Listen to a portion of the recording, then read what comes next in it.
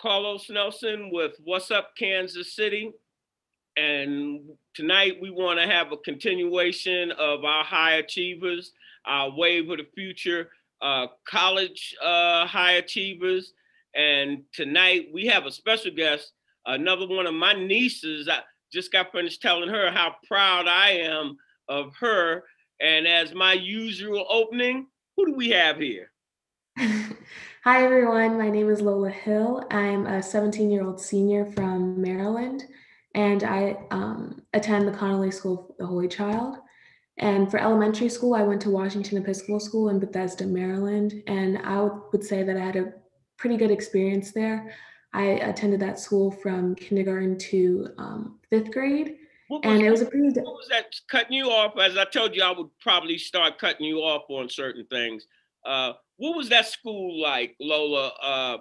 Racial mix, uh, gender mix. So it was a co-ed school, and I would say that for it, it wasn't that diverse, but compared to the other private schools in that area, it was pretty diverse. And I would say that I had a pretty, I don't think I really had any problems at that school because their main motto, which they pushed, was be kind. So, and most of the kids went to that school from like a very, very young age. So they learned that stuff and just be kind, that motto from a young age. So I think it was like I think that was probably the reason why I had a pretty good experience because those values were just instilled in the kids from that I young age. want to keep you on that now that you open that can of worms. That uh, where you're at now, do you think that going to that school at that age had an effect on how you see the world, how you see humanity, and what have you? I think it was a big contrast from going to West and then which is Washington School, people call it West, going from West to Holy Child because Holy Child's a very, very white school. Um, Most of the teachers are white. I know there are only two Black teachers in the entire school as of right now. And most of the girls are white. So it's, it's going from, I went from feeling like, even though I was the minority at West, I didn't really feel like I was the minority because no one paid attention to that. But then going to Holy Child, it you can like tell that you are the minority. I think it's just because as people get older, they The um, social circles that they socialize bleeds into your relationship because mhm, what they're learning outside of yeah. your schooling. Is that what you're saying? Mhm. Because I don't think I haven't had any problems with friends or anything. It's just it's not that. It's like it's under, to me, it's like yeah, it's it's right up nothing like under the surface. It's mhm, nothing intentional, but yeah. it still blocks us as we get older. The schism gets wider and wider. When you were jammy poo tight with them girls, whether they were white, black, or Indian, when you were in school, as you get older. Uh, Mhm, Now, the reason I said that because we did an interview with another Wave of the Future that went to Wharton Business School, but in his middle school, he went to an Afrocentric school, and it was all about Afrocentricity. Then he went to Lincoln Prep High School, which was one of the top Black academic public schools in the nation. But and it's Black, but his mindset was different from them kids that did not have Afrocentric uh, teaching for 4 or 5 years. And I was comparing that to the model you said your school had, because I asked him as he went to high school, college, and what have you, even though he was in a Black set, did the other Black kids have the same mindset that he had? And he said, basically, no, they come from the community. But by going to that Afrocentric school at that such young age, that built his values. And that's what mhm. I am bringing about. Do you think that that was a major major part of your value system? This is brought to you by Africana Art. Just learning, because they would push be kind in every single aspect, the classroom, outside the classroom. So I think that definitely um, led into who I am today, making sure that that's the one thing that I'm trying to do, just be kind. So after you, what grades were you in that school? Kindergarten to fifth. Run it on down, And then going up. And then sixth grade, I started at Holy Child, which is in Potomac, Maryland, which is a pretty affluent neighborhood and community. And it's a Catholic school, so Catholic values are pushed in that school. And Only thing I learned in the Catholic school, they had the ruler on my hand and the paddle on my butt. That was back in the day, though. Mm-hmm. I think it is definitely hard going to this school because I think that the administration is the biggest problem with that school, because I think they're holding us back from progressing and having and just teaching the girls to change, because we have a diversity committee, and I think that they have made many strides to promote diversity, equity, and inclusion, but the students and a couple of faculty can only do so much. So we need that help from the administration, which they have started to this past, I think May was when they started. That And is a result of the Black Lives Matter movement. definitely. There was a lot of push from alumni from our school. Black and white, or what? Run that. It started from Black alumni, but then there were a lot of white alumni who also decided to help that push forward, and they pressured the administration, and now the administration is taking some steps to promote diversity, equity, and inclusion. Do you think that conversation is essential in healing the racial divide? I think yeah, it is, because people need to hear from different perspectives, and if you're just, I think people, when you go to these white schools, a lot of them just know that, like, oh, there was like slavery, then there's segregation, and now it's all over. It's all good now. But it's you know it's what? just You see, this is what they don't really understand. How we perceive, even when they say that type stuff to us. That, we didn't have anything to do with it, and you had your black president, and they, I'm saying, they really don't see, and we a lot of times don't see that they don't see, and we want to push it, and they're just disconnected, and you can see they disconnected. Look at who's voting for Trump. These big rallies. How can you be connected to reality and be connected to that? So that's the society we living in. Now, this is another question I want to ask you. Going to those type schools, and we're not picking on those schools. We're talking about our experience. This is a Black media network. We have our own narrative, unedited voice. Did you feel that you had to represent Black people? Because a lot of Black people, and in my situation, you were the only Black person in the room or two others, and you're acting a certain way because you want to talk about that a little bit.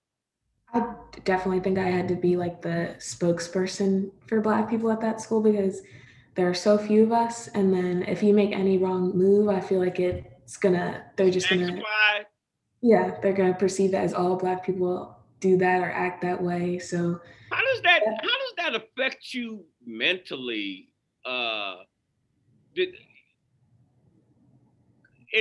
see, because I understand somewhat the social structure of your age group, but when I have health and wellness people on talking about teenage suicide and things of that nature, some of the things that I think, why would you kill yourself?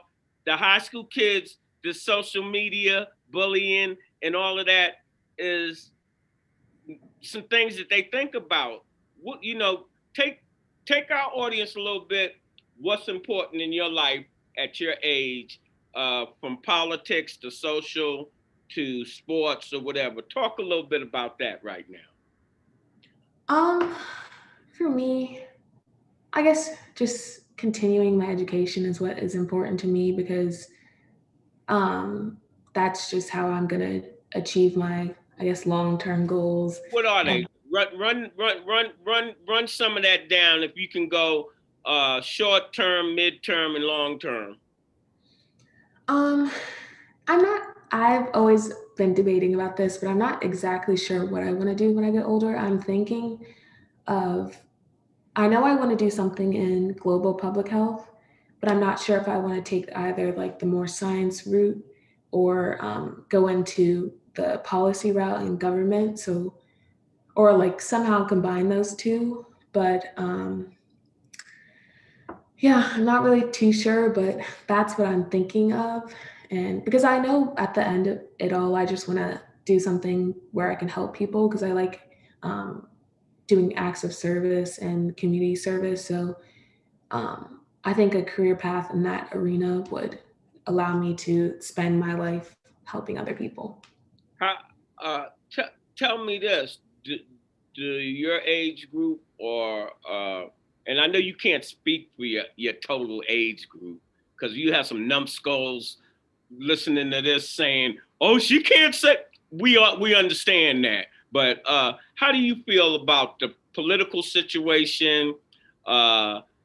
Black leadership in general. Let's just talk about Black leadership in general, across the board, nationally, locally, and looking at your resume here, you the president of what? What are you the president of? One of these clubs? I'm Run it the down. president of Lola A, and which is a program started by the United Nations Foundation, which works to fund programs that help girls around the world pursue like education, have access to health, things like that. And then I'm also the senior class president. All right, tell me this: do you have a large social circle or do you have a small social circle? Because then that lets me know the little samples I'm getting to you from you of your opinion. That Mm-hmm. and that'll let my audience know that you're just not in no damn closet and this is just your thoughts. Right now that you said United Nations and all that, so I know you should be coming in contact with different cohorts, different working groups, and things of that nature. Run that down. I guess I would say I have a medium social circle. You know how they say you got 1 to 5 employees, 5 to 10 employees, 20. Where we at with your social circle? And are they is your social circle mainly educate, when I say educated, college students, uh, or what? Run that down too. No, my most of my social circle, or I guess all of my social circle would be just high schoolers, All right. really. All right. And what are they talking about when it comes to politics? Um, I mean, And there are Black some people in leadership. That's the thing. mhm. um I think for in just politics in general, I would say that like my the people there's some it's kind of split into two. You either have the high schoolers that are just kind of removed from politics and see it as something that doesn't really affect them right now. And then you have the people who are very active about it and post about it on social media all the time and are just like like tell people to vote, things like that. And then in regards to Black leadership, I would say that we need more Black leadership because The that's. older generation has done a good job versus, see, I love them girls, the squad. I love them. They seem like they're progressive and more speaks towards your generation's goals. hopefully I'm not putting no words in your mouth, but that's how an old man sees it. The program is brought to you by the Kansas City Business Association. I wish these old people would get out the way. Yeah. Sit down. I think you need younger people in office, because if you're if the majority of your country aren't 75 and older, your Congress and all that can't be 75 and older. They need to be able to represent the population. Do you think that the Black community is getting a fair shake economically, socially, educationally here in the United States? No, I definitely think that there can be better, that more can be done. I'm definitely in a position of privilege being able to go to a private school, because a lot of the resources are already just there given to me. So, and not everyone has that same access. And even I was able to have a SAT class, which helped improve my SAT score by a lot. But if you had to study on your own, I could definitely see how it would be difficult to improve your score. So it's things like that. Just imagine not even having the internet at home because mom and dad can't afford it. Yeah, it's things like that that can have a great impact on your future in college and things like that. Do you think that and so we're talking about politics, do you think they have looked out for y'all the way that from a local, national, and what have you? And how do you also on that, how do you feel about Biden and Trump? Let our nation know about that. I'm definitely not a Trump supporter, not one bit. I think that Biden is the best way to go. I'm not saying that he's the best candidate there is, but I don't think that we can focus on that right now, because the one main goal is to get Trump out of office, because he's only making it harder to be a Black person in America. I definitely can say that the racial tensions have gotten worse, and you have people who are just comfortable being outwardly racist because of what Trump and his administration have been saying and egging people on to do. So I think just vote for Biden. If I could vote, I would vote. But most of your age group, well, when I say your age group, up to about like 25, they're more like have that we've interviewed had your same, and you said you hadn't seen any interviews. You almost worded word for word what they were saying. That really? Yes, I'm saying they're saying, basically Biden is not who they want, but it beats Trump, and they're willing to be planning 4 years after this. They can't do nothing about, and I don't know whether that's what you're saying also. It's like anything with Trump. Yeah, I think the next 4 years with Biden will definitely will be able to fix some of the things that Trump has done, like the terrible handling of the pandemic, which has impacted so many lives, killed over 200,000 lives. I think Biden is who's going to help us get past those major hurdles. And 4 more years of Trump is, I don't even know. What are some of the accolades that you've had? I'm looking at your resume, but Mr. Nelson's not good at run it down. Run all your accolades down. They need to know that you're smart. What are my accolades? I guess I've only gotten 3 academic, or not all academic awards. Well, not just academic. I'm saying in general. You Girl Scout or any of that type stuff? None of those clubs? None of them girly stuff? No. I think the most that I've done has been with Girl Up. This past, Girl Up. Tell our audience about that, because you're on the East Coast, and we do a lot of things with people out in the Midwest. Well, Girl Up is actually a entire global program. And I said before, this was started by the United Nations Foundation. So it's a program that, a program that works to. How did you get in it? Well, my friend Claire Duffy, she she's actually a teen advisor, or she was a teen advisor for Girl Up. And as a role as a teen advisor is to start a club at your school. So she asked me if I wanted to be the co-president for Girl Up. And that's how I got involved in it. But like one of our biggest projects was last January, where we raised over $3,000 for this program called School Cycle, which works to raise money for girls so that they can provide them with bikes so that they can bike to school. Because, and for example, in Malawi, it takes, some girls have to walk 10 miles to school and then 10 miles home from school. And that's a major factor impacting their access to education, because some girls will just, out of sheer exhaustion, won't go to school or either have to sleep at school. So we were able to raise that money to provide some girls with bikes so that How they many could. people, excuse me, on your team? There's one other girl who's a leader, so there's 3 of us on the leadership team, and then I think we have about 35 club members. Boy, that's excellent. I tried to work because we have another network, What's Up Worldwide, and I was working with some professionals.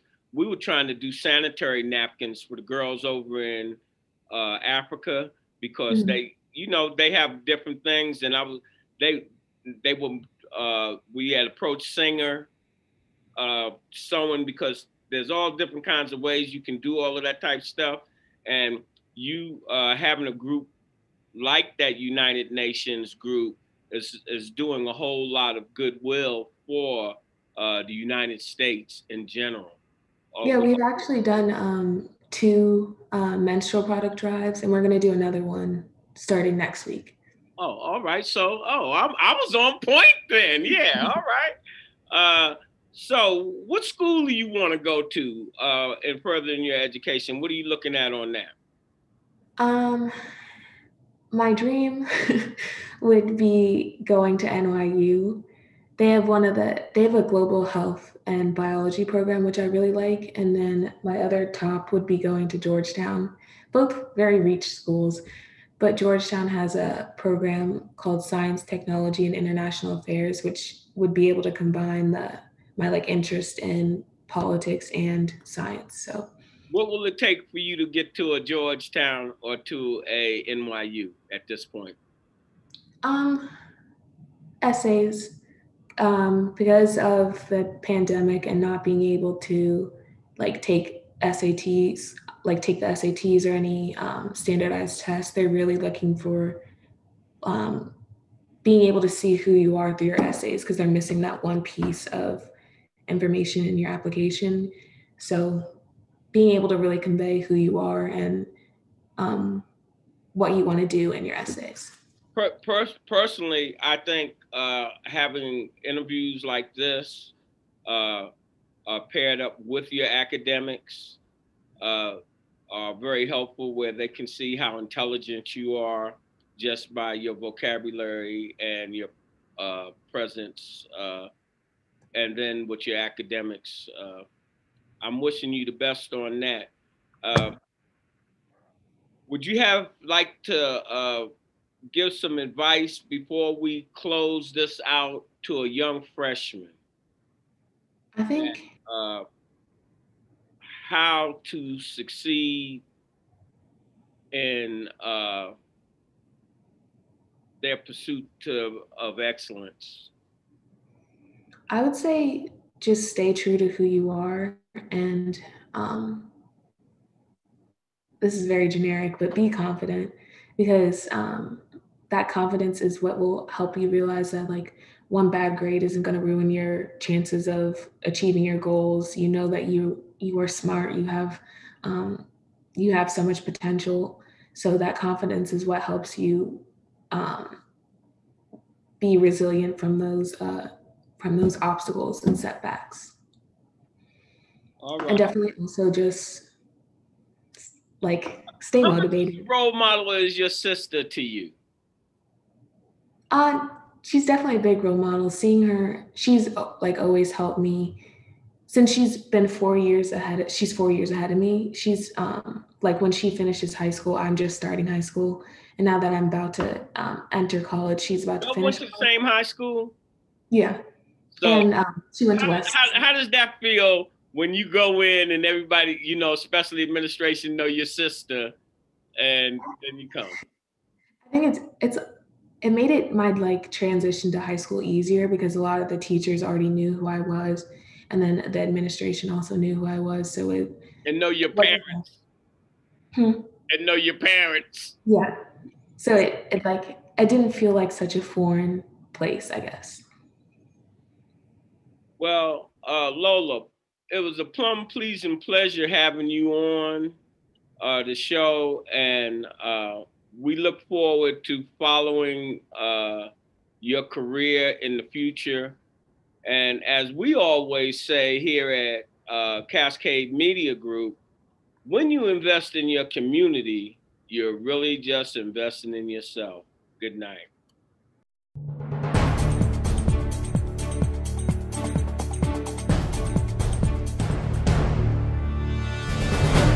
This is brought to you by the Black Archives of Mid-America.